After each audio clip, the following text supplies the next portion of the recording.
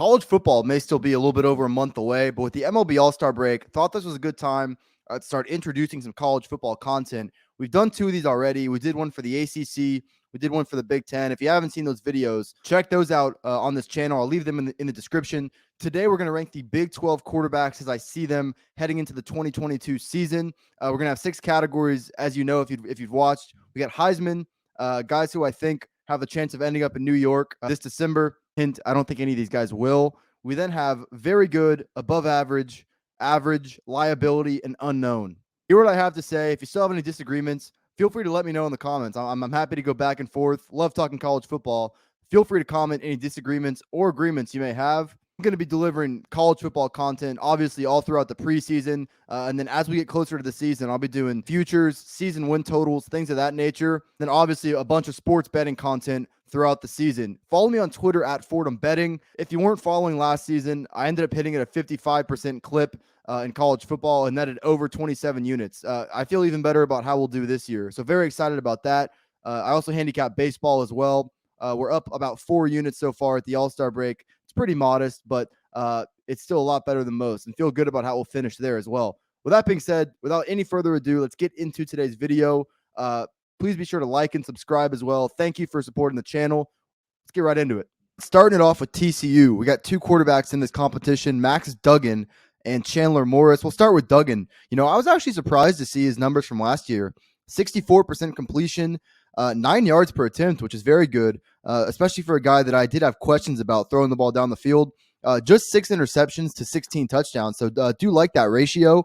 And one thing that Duggan does have in his arsenal is the ability to run the football. Almost 1,500 yards on the ground throughout his college career. He started parts of 3 seasons. Very experienced. I'm going to put him in this above average category. As far as Chandler Morris, guy that started his career at Oklahoma, Lincoln Riley did have packages for him back in 2020. He did score a touchdown in that Big 12 championship game when they beat Iowa State. Ended up transferring to TCU last year once Duggan did go down middle of the year. I mean, Chandler Morris going up against one of the best defenses, not only in the Big 12, but in the country, in Baylor. 29 of 41, 461 yards through the air, 0 interceptions. That was obviously the game that TCU upset Baylor in Fort Worth.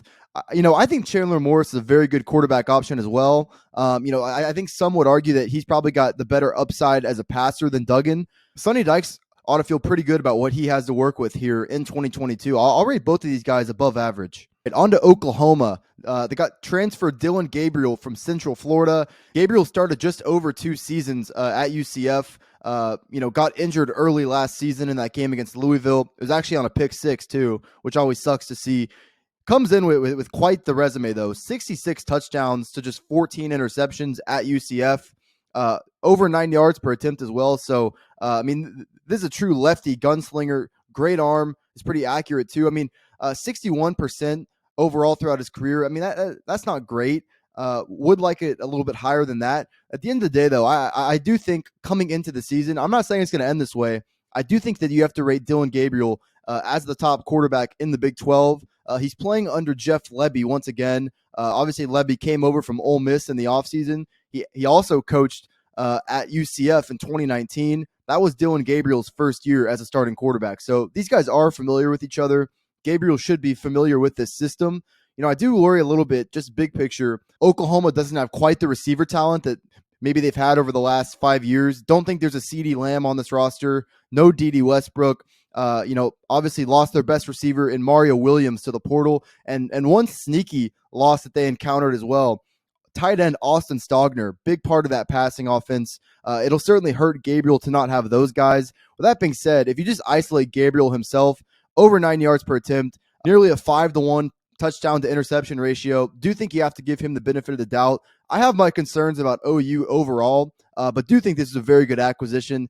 Going into the season, I'm not saying it's going to end this way. I rate Dillon Gabriel as the top quarterback entering this season in the Big 12. All right, next up, Adrian Martinez. You might know him from his times at Nebraska. He's transferred now as a graduate transfer to Kansas State. This is a guy that started 4 seasons at Nebraska, to varying degrees of success. I'm going to put him in the above average category. I do think he's a step behind each of those TCU quarterbacks. And, the issue with Martinez, and this is just kind of a Nebraska problem too, did kind of crumble in some of those bigger moments. Does have 30 career interceptions, which is pretty high. Don't love to see that. With that being said, he did make strides last year as a downfield passer, 9.4 yards per attempt. Throughout his career at Nebraska, that number was at 8 yards per attempt. So he did improve overall as a passer last year. In the fourth quarter in some of those close games, just wasn't able to make those big time winning throws. At the end of the day, though, I think this is a better situation for him. Kansas State is just in a better position as a program. Martinez is going to be sharing the backfield with one of the most electric running backs in college football, Deuce Vaughn. I also think Kansas State defensively is going to hold down the fort. And so I just don't think there's going to be as much pressure on Martinez this year. 62% completion is a little bit low. And just given that history of the interceptions, I think each of those guys from TCU probably take care of the football a little bit better. I think we're going to find out a lot this year. By the end of this year, I think we'll have a pretty good answer as to if Nebraska was struggling at the end of games because of Martinez or if it's just an overall Scott Frost and his staff issue.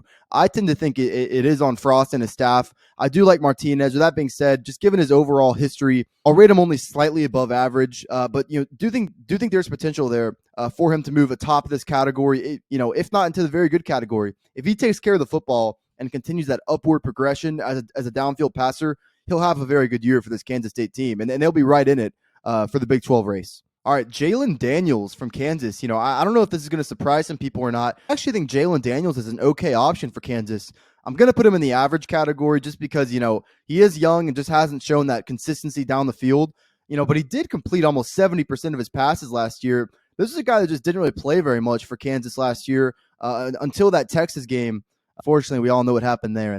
But he followed that up with 2 good performances to end the season as well. 7 touchdowns to 3 interceptions. I do think Lance Leipold still got some ways to go in building this Kansas program. I think everybody who understands that, it's not going to be a quick and easy fix. With that being said, I do think Jalon Daniels gives them a pretty good option at quarterback. I'll say it again. Just I haven't seen maybe that big playability to rate him any higher than average. He's probably going to be a team that pounds the run game and uses a lot of their tight ends. They use a lot of fullbacks and H-backs as well. This is a team that, runs a lot of jumbo sets. So he's probably not going to uptick that yards per attempt and just downfield passing mark all that much. With that being said, I do think Jalon Daniels is a better option than he's probably given credit for. And so I'll rate him just in this average category. All right, Hunter Dekkers from Iowa State. Did see him a few times last year. If you remember, early last season when Iowa State played Iowa, Brock Purdy was having turnover issues. The offense wasn't effective. They actually brought in Dekkers in that game. He also appeared later in the year when they played Oklahoma in Norman. Brock Purdy went down with the injury. I got absolutely smoked in that game and had to leave the game. Dekkers came in. At the end of the day, just haven't seen him play enough. Gonna have to put him in the unknown category. I'm gonna say this though. Matt Campbell must obviously feel confident in Dekkers because especially in this day and age with the transfer portal and just seeing guys, it's basically free agency every offseason with the amount of schools that tried to get some quarterback depth through the portal. Matt Campbell seems very confident in Dekkers. Campbell's sticking with his guns. He's sticking with his recruiting. He didn't really go out and get much in the portal. Part of me thinks that's going to work. He trusts the development of this program. Personally, I think there's a wide range of results from Iowa State this year. They obviously lose Breece Hall. I know Brock Purdy wasn't the most high upside guy, but he was experienced, did give them a very high floor. Dekkers is a much different type of quarterback than Brock Purdy. He's taller, he's bigger, he's obviously a lefty. He's probably more of a traditional pro-style quarterback. It's going to be interesting to see how the season turns out. Would you really be all that surprised if Iowa State went 8-4 this year? It wouldn't be for me. The reason that Matt Campbell has won the Big 12 Coach of the Year 3 separate times. It's going to be interesting to see how the season plays out for Iowa State. At the end of the day, just haven't seen enough from Dekkers as starting quarterback, and just don't think that you can judge some of those numbers from last year coming in relief. It's going to be a totally different situation than knowing you're the guy all throughout the spring and then certainly during the season. So should be interesting, but I'm going to have to put Hunter Dekkers in that unknown for now. All right, probably my hottest take in the video up to this point. JT Daniels from West Virginia. Don't want to put him atop Dillon Gabriel at this point.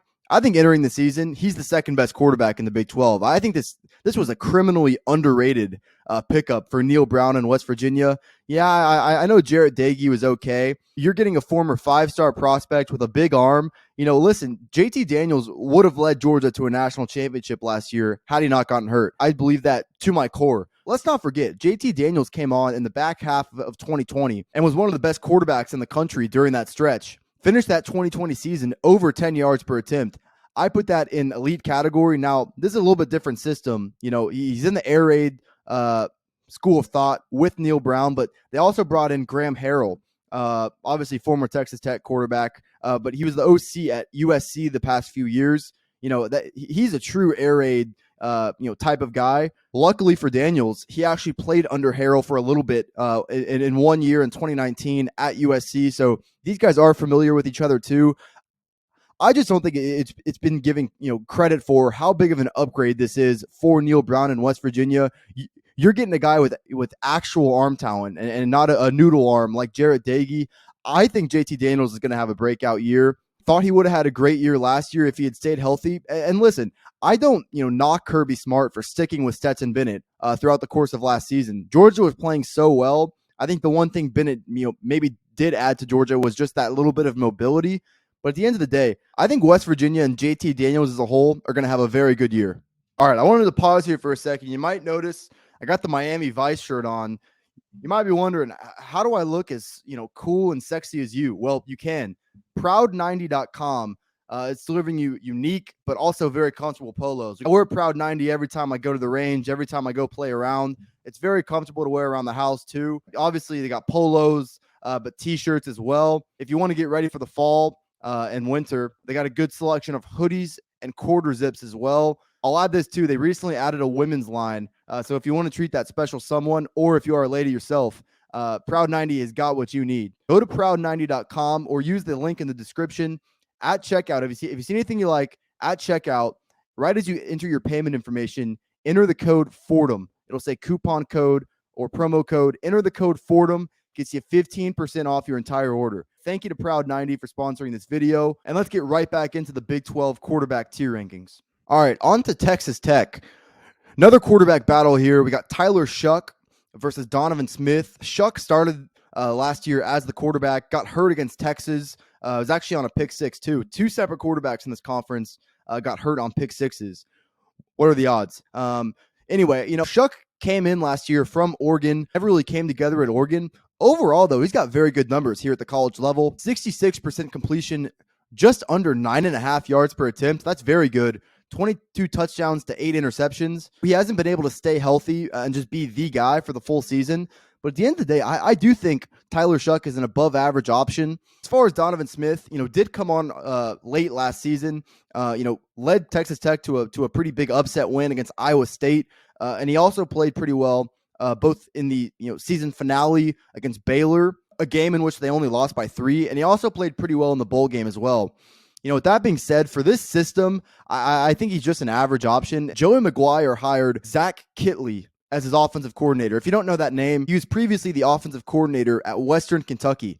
Western Kentucky, absolutely chucked. I mean, I don't even want to call it the air raid. It was basically, let's run 4 verts every time and just put up insane passing numbers. Bailey Zappi led the NCAA in passing last year, and Kittley did such a good job with that offense at Western Kentucky that Zappi was eventually drafted by the New England Patriots.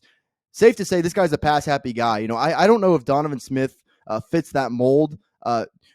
Do think he can be an effective quarterback, but probably more in a run-first or balanced system.